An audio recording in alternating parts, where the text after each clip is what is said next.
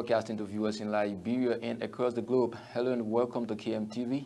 This is News Today with me, Anthony Kokoi. Wherever you're watching us from, we say thanks for joining our news broadcast tonight. Stories making headlines tonight. Executive Mansion warns organizers of July 24th protests, says there will be penalties if protesters go on the street without seeking permit from the Ministry of Justice. And the German Agency for International Cooperation, in collaboration with the Liberia National Police, embarks on a community-based road safety awareness in the country.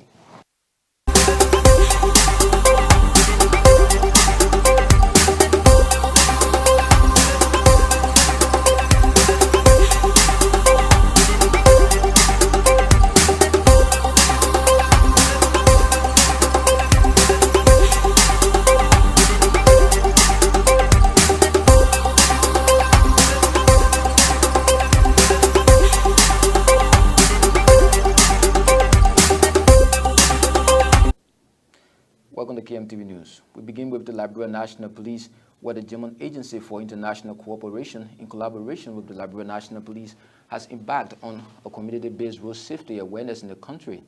The initiative, according to LMP Chief of Traffic, Alfonso Benda, is geared towards enhancing and the understanding of the community dwellers on traffic rules to mitigate the high level of accident-related cases in the country.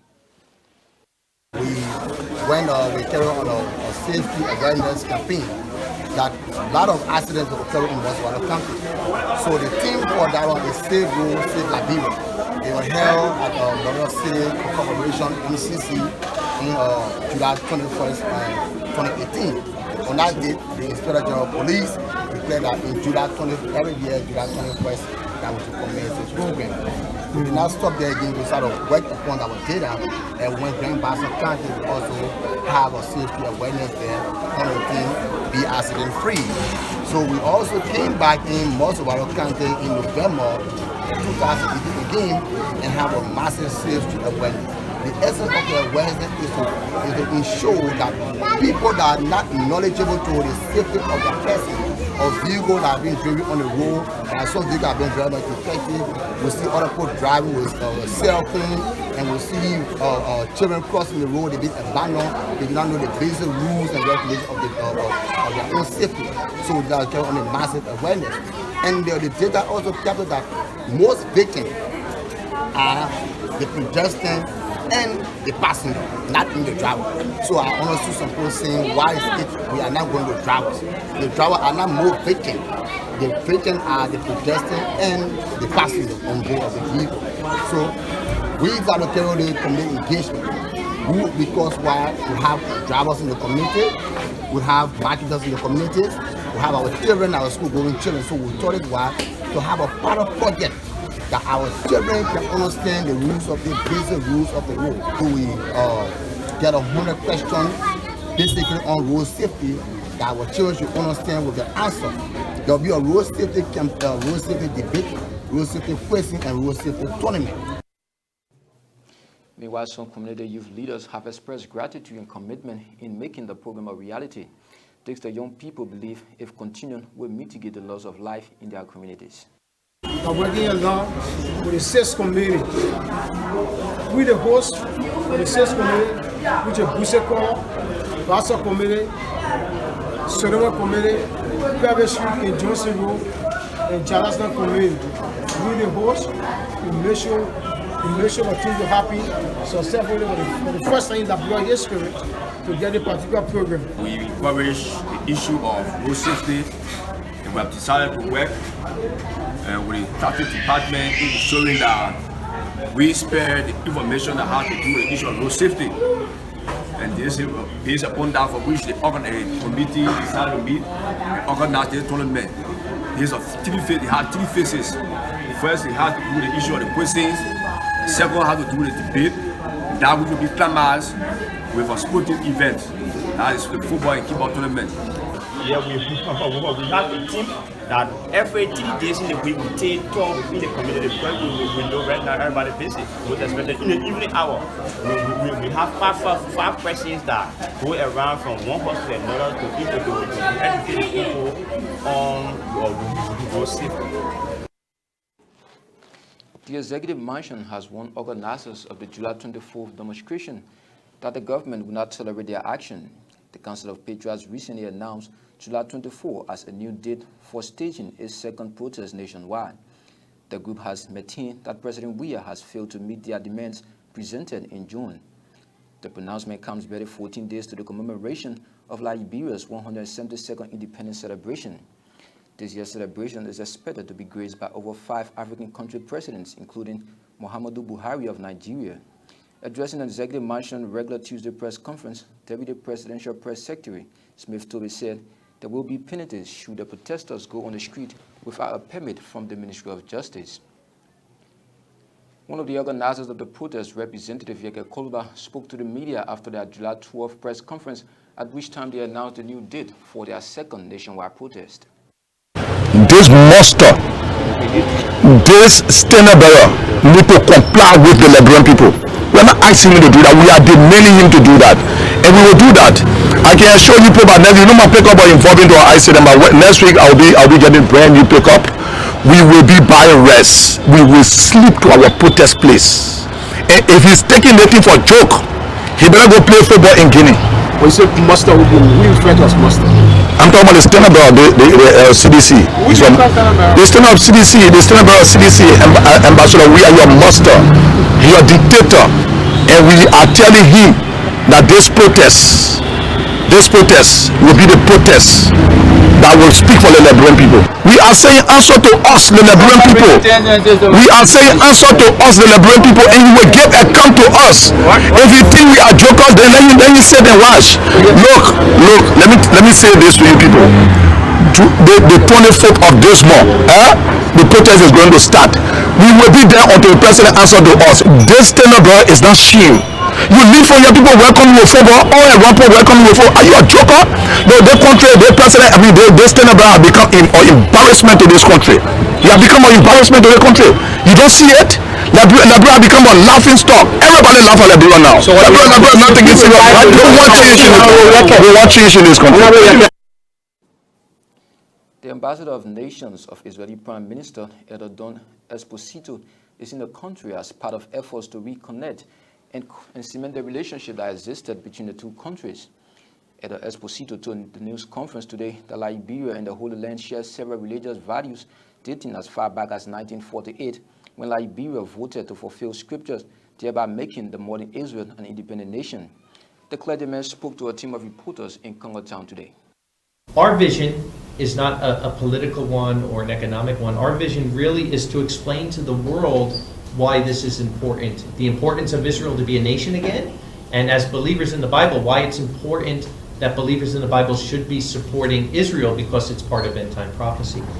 On a more local level, with Liberia, and I don't need to go into your history, you know it very well of the things that's happened, but I just want to add one point to that history that some of the viewers may know or may not know. When Israel became a nation again, the Father used the United Nations to give them statehood. He didn't have to, but he did. And it was equal. You know, it was equal, and Israel could have been a nation, not been a nation. And the very nation that voted, the last nation to make Israel a nation, was Liberia. Part of my coming here, we're working with Liberian pastors and congregations. We started a program called LUFI, L-U-F-I. It's Liberians United for Israel. That I've come to kind of be a bridge between Liberia and Israel, and to help bring back that blessing that could have been lost.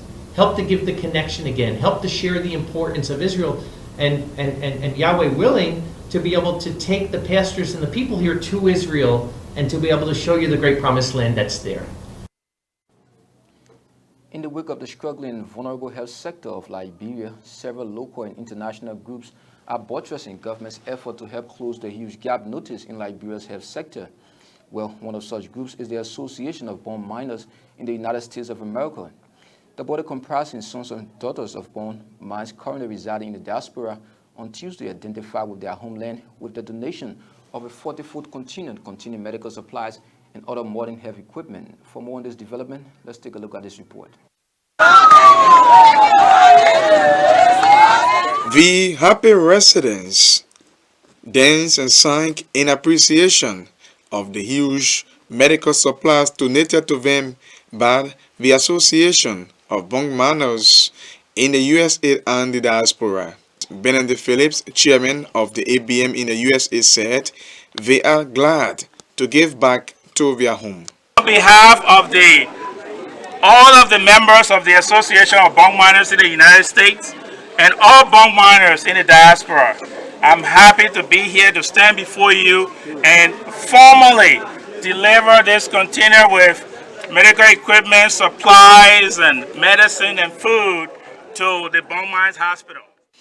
Mr. Phillips encouraged the health workers at the Bungman Hospital to use the medical supply wisely. You know, the people in America, they're very technical. When the people give you small thing, when they want to see it every time they come, right? And you know I'm always here. This year alone, this is my 3rd trip here within the last 7 months. So, Liberia not far will come and will trust the doctor and his staff and the administrators and everyone. And I want you guys to use these things wisely, and we'll always be there to help you out.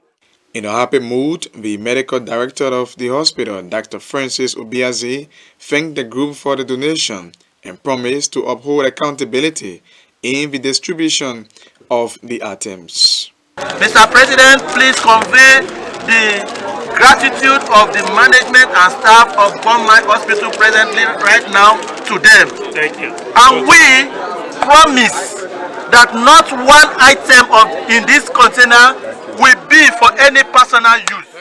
Also speaking during the donation was some residents who could not hide their joy as they received for the first time a medical supply in their area. I'm so happy for medicine to be in the Boma Hospital today. I'm happy over plus. Thank you very much. To bring more for us. Please do all you can when you go back, convey our message to our brethren in the States that we need more of them, like the songwriter says. We need more of them, like the doctors and all people you are doing everything to come to Liberia. That would be a big boost to us. So thank you, and we will be like a watchdog for our materials. That which I can assure you. The happy residents were glad to receive medical supplies, including drugs and other needed health equipment for them. The initiative was made possible by the Association of Bunk Miners in Liberia, the USA, and the diaspora at large. The executive director of the Young Women Christian Association has cautioned women to take the leadership role in the country in closing the gap between them and their male counterparts. According to Madam Rosalind Twed, women are key to the developmental drive of the country and should not pay attention to people of no impact to Liberia. Plenty on the radio, what they even know the right thing. The women who got a responsibility to step in. We don't have to be politicians. When we see things going on wrong in this country, in our community, don't say that the people think. All of us we can sit down in government offices. So when problem coming, they see what Mama was explaining. If the women have not gone to the warlords, if they have not sat on the feet, if we have not stood up that morning and remember it was dressing when Chancellor was passing, when the women had a placard to draw his attention, that's why you see the women are still on the field. So we need to prevent conflict. We need to prevent problem as women. We got to gather on 1325. And we need to promote peace and unity. Mothers, it is our role that in the home, charity begins at home and ends abroad. If in your home you see the boy child and the girl child always fighting for food business, you need to make that peace. Because if the child or the girl grow up fighting the brother, you know what will happen when she marry? Every day she will slap her husband. Still with more women developments, Bond County District 6 representative has blamed social media users who are in a constant habit of negatively imaging the country to the outside world for scaring away potential investors.